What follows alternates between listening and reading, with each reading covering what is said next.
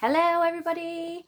I am going to read you a story today. I wish I was sat on the carpet with all of your beautiful little faces in front of me, smiling at me like you usually do, but it's safest this way, so I hope you enjoy it. I'm going to do a story that we'd been saving for you until this half term, and it's called Happy Town. The Chimpanzees of Happy Town. You might know the author, because this same author wrote the book Giraffes Can't Dance, which I know some of you will have in your homes as well. This is a great book. I even like the front cover because it's so bright and colourful, and all the monkeys are having a boogie and a dance like we like to do on our carpet.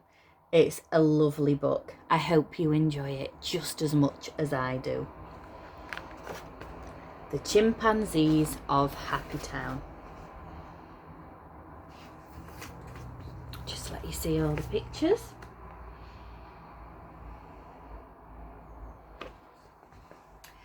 There was once a town not far from here called Drabsville, USA, where all the houses looked the same and all of them were grey.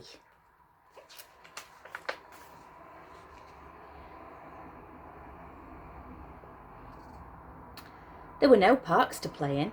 There were no trees at all. And the chimpanzees who lived there all felt very sad and small.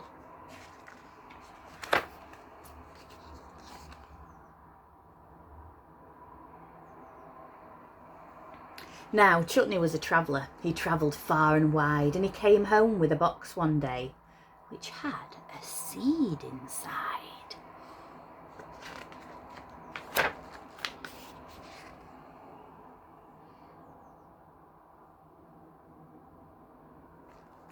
He planted it and watered it and watched it slowly grow, until one day the mayor looked down and shouted, "No, no, no!"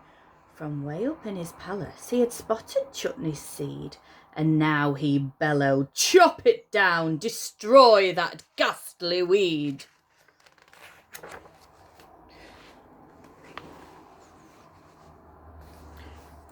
You can't just grow things in Drabsville. That is just beyond the pale.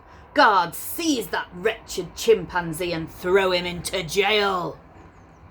So Chutney went to prison, where his cell was cold and bare, and the mayor left for his winter break to catch some country air. But meanwhile, back at Chutney's house, the boy and girl next door said, "We must water Chutney's seed and make it grow once more." And with the children's love and care, it wasn't very long before the seed stretched out its shoots and grew up tall and strong. And Chutney, from his prison cell, looked out one day to see the leaves and flowers and branches of his own beloved tree. It gave him strength, it gave him hope, it made him happy too. And when at last they let him out, he said, "There's work to do. Chimpanzees, this town is dead. These streets are all the same. Let's celebrate our differences and make it fun again.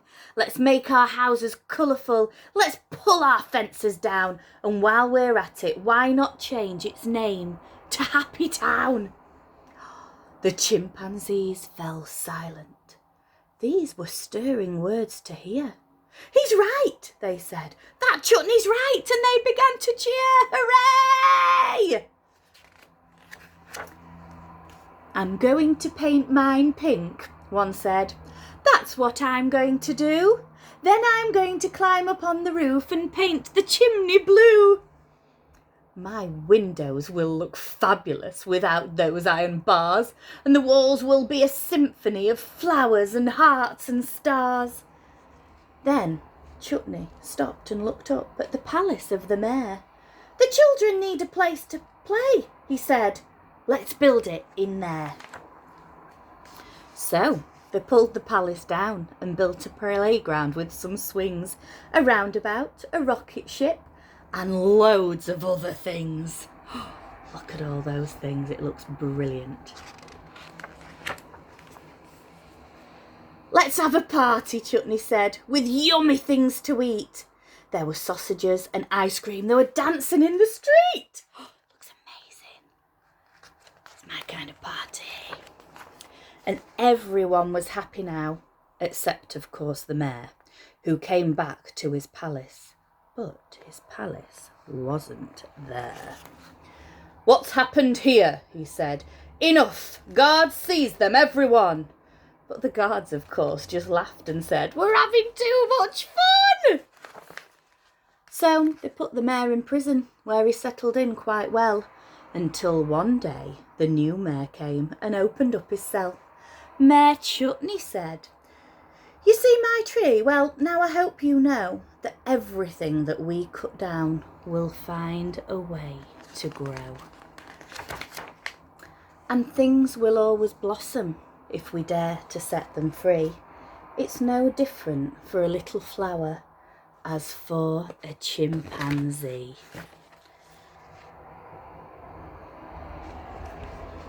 Oh, I hope you enjoyed that story.